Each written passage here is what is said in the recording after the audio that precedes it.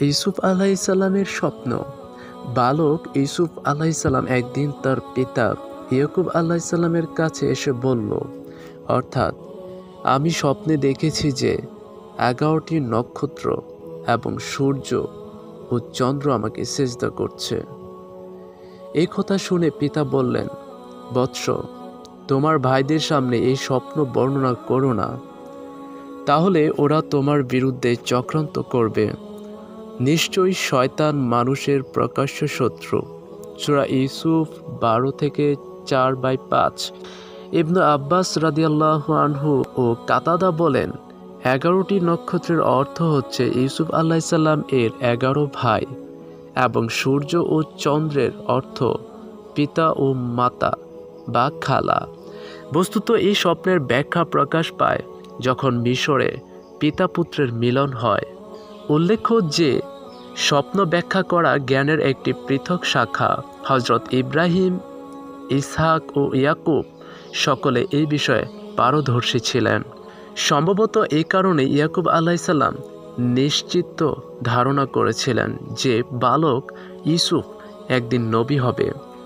হযরত ইউসুফকেও আল্লাহ এই ক্ষমতা দান করেছিলেন, যেমন আল্লাহ এদিকে ইঙ্গিত দিয়ে বলেন, অর্থাৎ এমনিভাবে তোমার পালনকর্তা তোমাকে মনোনীত করবেন নবী হিসাবে এবং তোমাকে শিক্ষা দেবেন বাণীসমূহের, অর্থাৎ স্বপ্নাদিষ্ট বাণী সমূহের নিগূঢ় তথ্য, এবং পূর্ণ করবেন স্বীয় অনুগ্রহসমূহ, যেমন মিশরের রাজত্ব, সর্বোচ্চ সম্মান ও ধন সম্পদ লাভ এবং পিতার সাথে মিলন প্রবৃত্তি।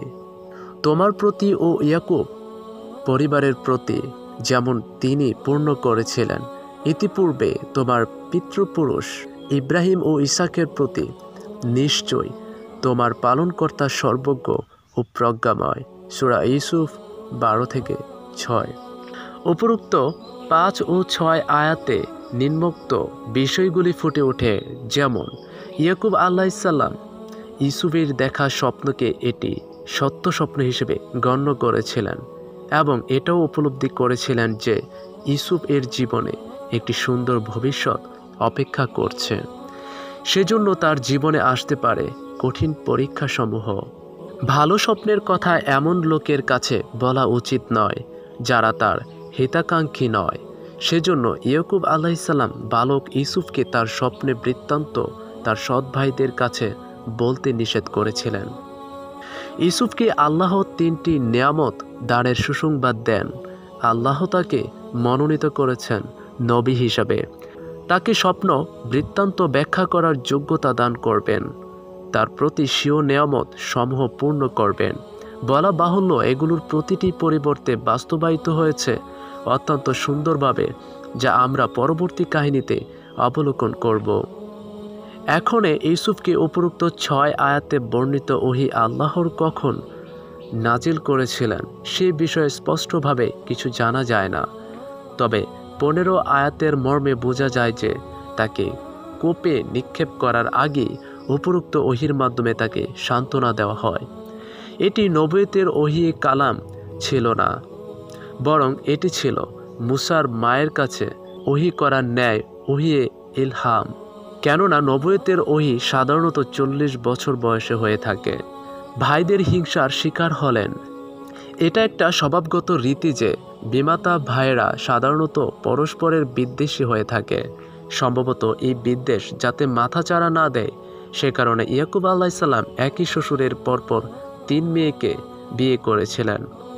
এরপরেও শ্বশুর ছিলেন আপন মামু, পরস্পরের রক্ত সম্পর্কীয় এবং ঘনিষ্ঠ নিকটাত্মীয় হওয়া সত্ত্বেও এবং নবী পরিবারের সার্বক্ষণিক দ্বীনি পরিবেশ ও নৈতিক প্রশিক্ষণ থাকা সত্ত্বেও বৈমাত্রেয় হিংসার কবল থেকে ইয়াকুব আলাইহিসসালাম এর দ্বিতীয় পক্ষের সন্তানেরা রক্ষা পায়নি।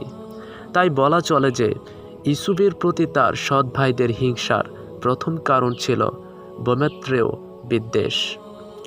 দ্বিতীয় কারণ ছিল সদ্য মাতৃহীন শিশু হওয়ার কারণে তাদের 2 ভাইয়ের প্রতি পিতার স্বভাবগত স্নেহের আধিক্য।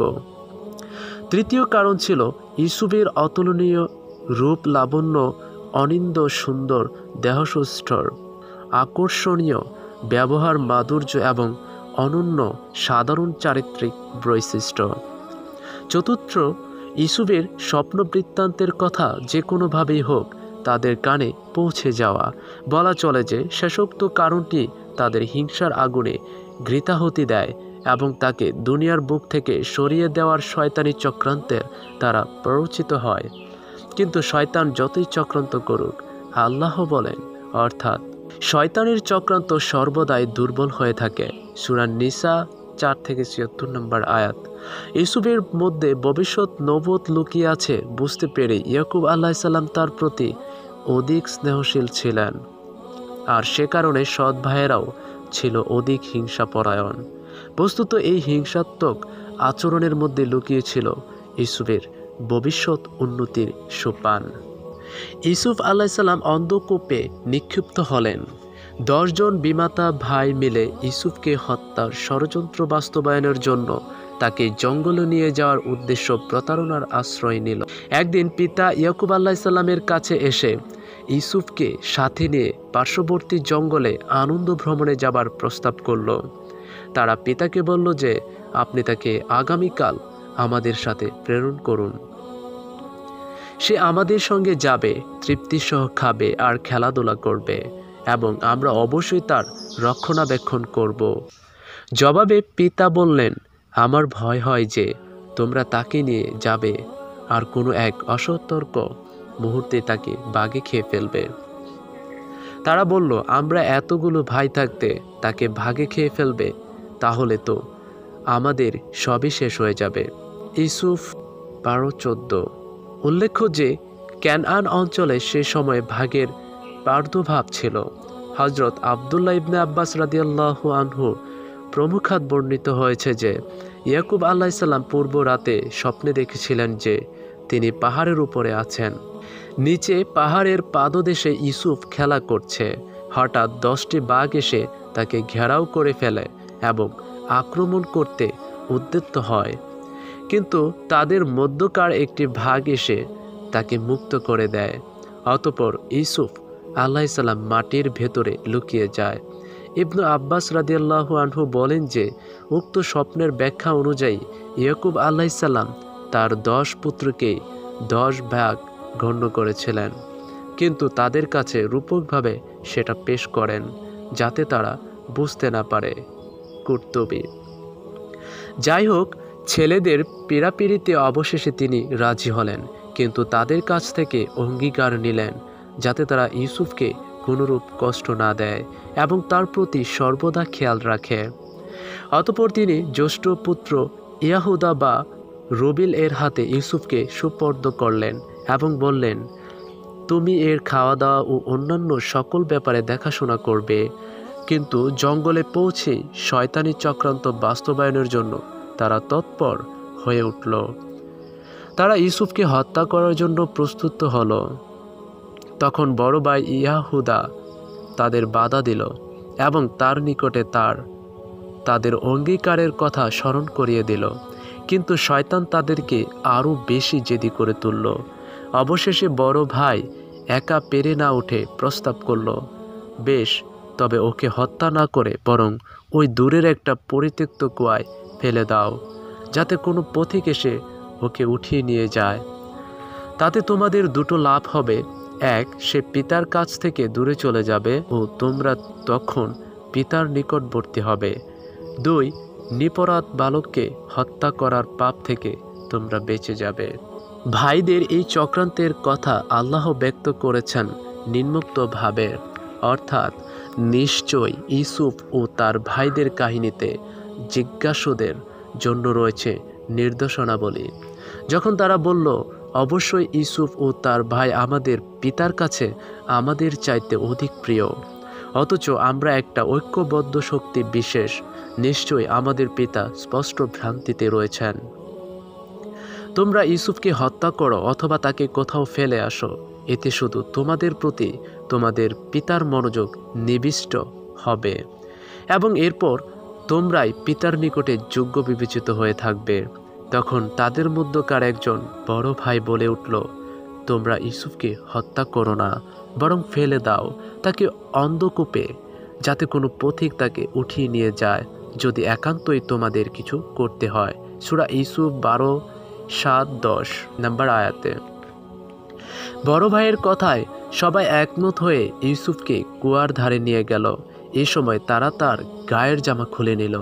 নিঃসন্দেহে ধরে নেওয়া যায় যে এই সময় 6 থেকে 7 বছরের কচি বালক ইউসুফ তার ভাইদের কাছে নিশ্চয়ই কান্নাকাটি করে প্রাণ ভিক্ষা চেয়েছিল, কিন্তু শয়তান তাদেরকে হিংসায় উন্মত্ত করে দিয়েছিল। এই কঠিন মুহূর্তে ইউসুফকে সান্ত্বনা দেওয়ার জন্য আল্লাহ তার নিকটে ওহী নাজিল করেন।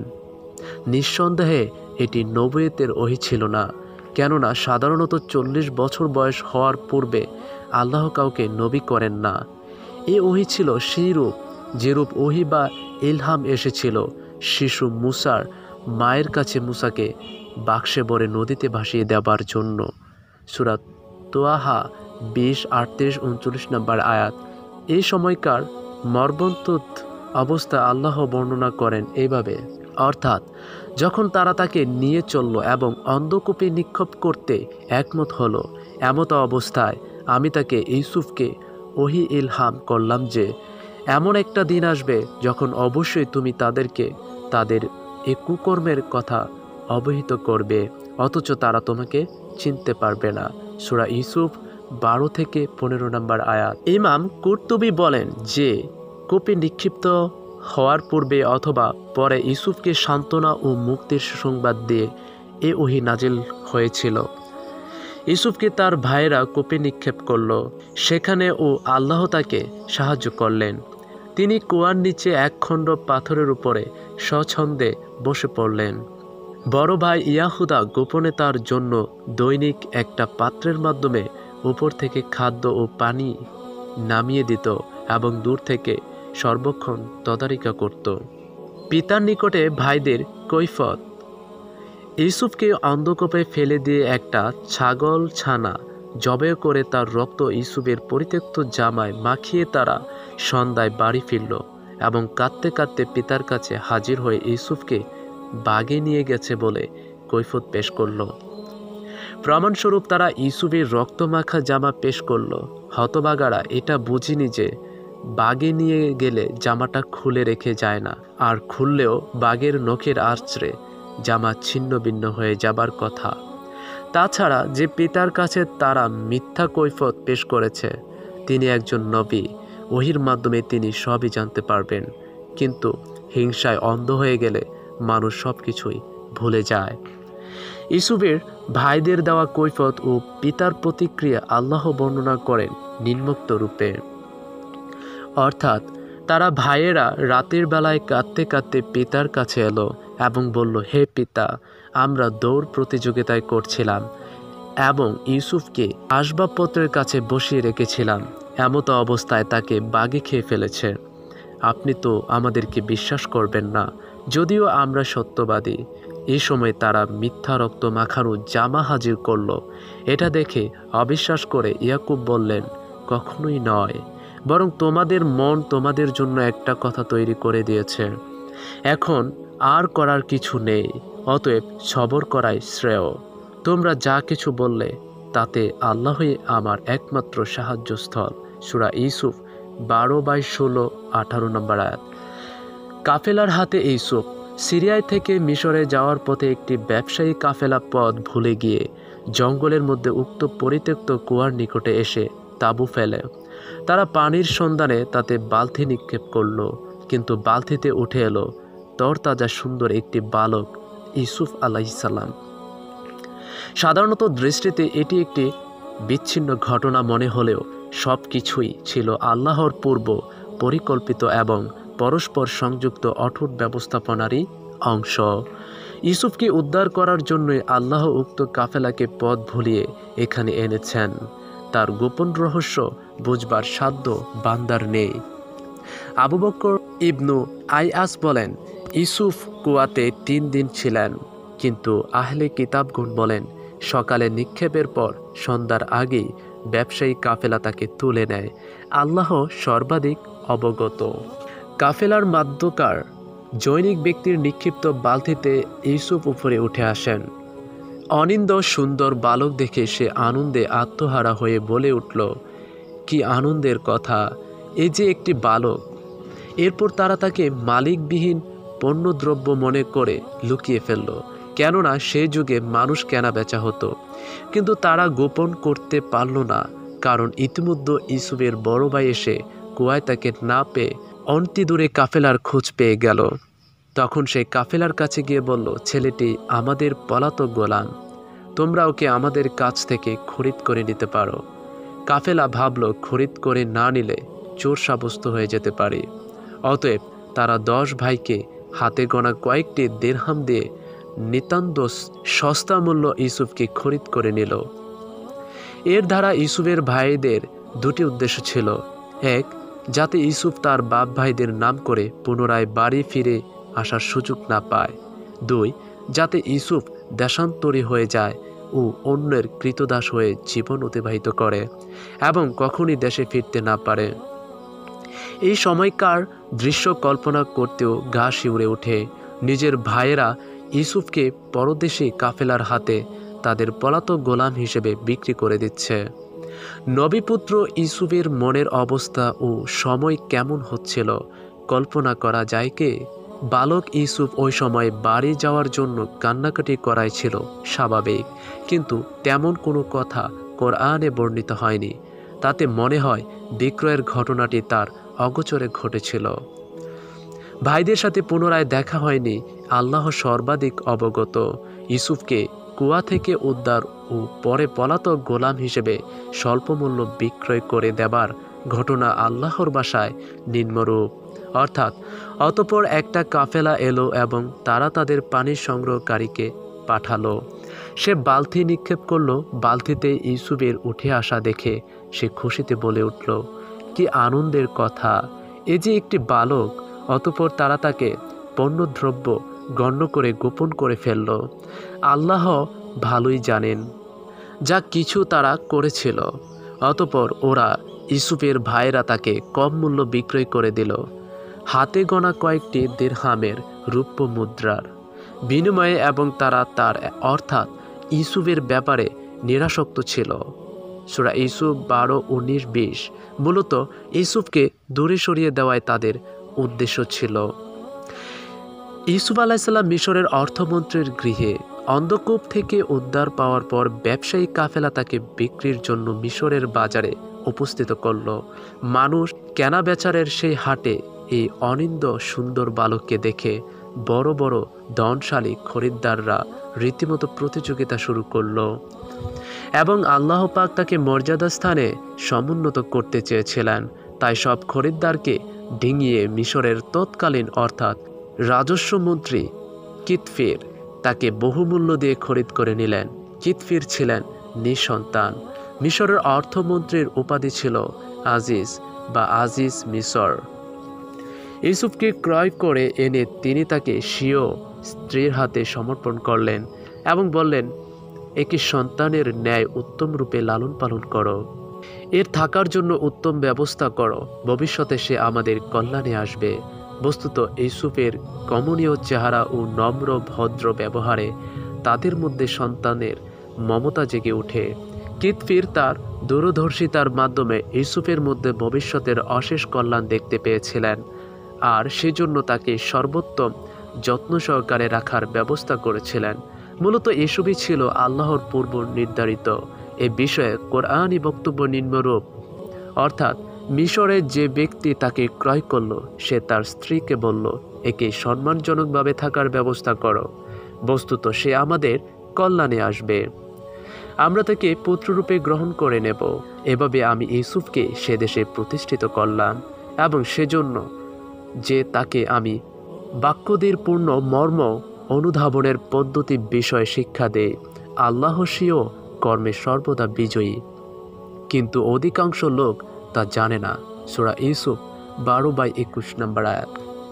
আব্দুল্লাহ ইবনে মাসউদ রাদিয়াল্লাহু আনহু বলেন, দুনিয়াতে 3 ব্যক্তি ছিলেন সর্বাধিক সূক্ষ্ম দৃষ্টিসম্পন্ন, অর্থাৎ একজন হলেন আজিজে মিসর, তিনি যিনি ইউসুফের চেহারা দেখে তাকে চিনিয়েছিলেন।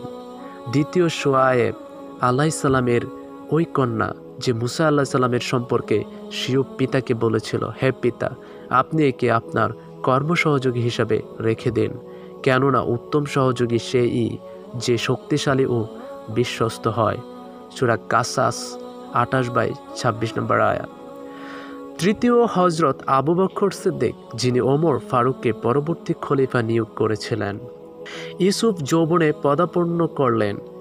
আজিজে মিশরের গৃহে কয়েক বছর পুত্র স্নেহে লালিত পালিত হয়ে ইউসুফ অতঃপর যৌবনে পদার্পণ করলেন। আল্লাহ বলেন, অতঃপর যখন সে পূর্ণ যৌবনে পৌঁছে গেল তখন আমরা তাকে প্রজ্ঞা ও ভূতপত্তি দান করলাম। আমরা এভাবেই সৎকর্মশীলদের প্রতিদান দিয়ে থাকি। সূরা ইউসুফ 12/22।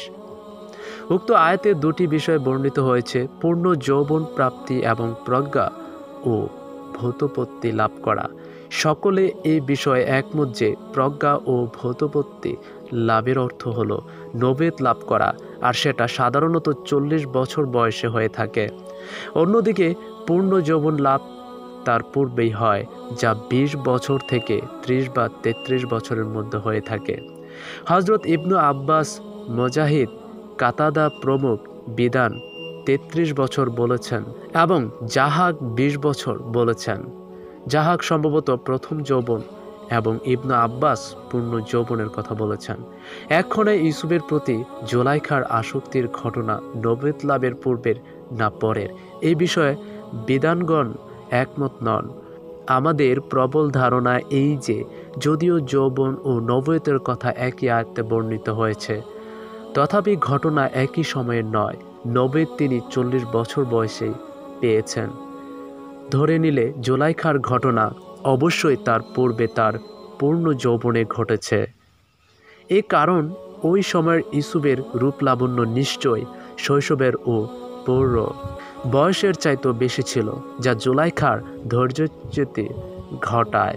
অথচ ইউসুফের চরিত্রে কোনো পরিবর্তন ঘটেনি, কেননা নবীগণ ছোটবেলা থেকে পাপ হতে পবিত্র থাকেন। আমরা পরবর্তী পর্বে ইউসুফ আলাইসাল্লাম এর যৌবনের মহাপরীক্ষার ইউসুফ আলাইসাল্লামের কিছু ঘটনা আমরা উপরোক্ত আলোচনায় তুলে ধরব। সে পর্যন্ত আপনারা সবাই ভালো থাকবেন। আল্লাহ হাফেজ।